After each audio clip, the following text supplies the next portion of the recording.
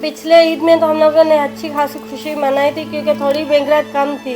इस बार में इतनी महंगाई हुई कि बच्चों के लिए कपड़े भी नहीं बनवाए।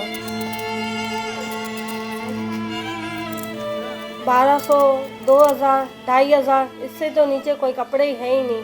तो अभी बच्चे बिलफर्ज हम लोग के घर में 4-5 बच्चे हैं।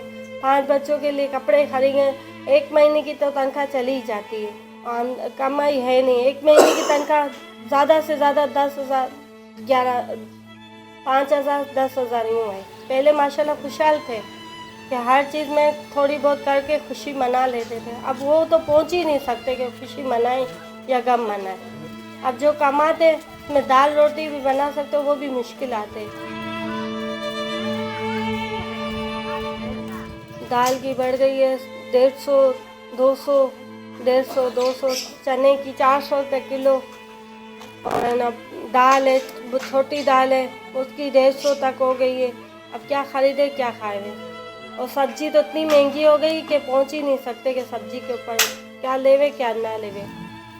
दाल हम लोग आधा किलो लेते तब पूरी होती है क्योंकि माशाल्लाह अफराद भी हैं। थोड़े उसमें आलू डाल देते हैं क्योंकि बहुत महंगी चीज़ें पे कैसे पहुंच सके। फिर रेडी वाले जो गाड़ी वाले आते हैं उनसे सस्ता लेते हैं, तो उसमें आलू प्याज डाल के दाल को बना लेते हैं कि घर को पूरा हो जाए।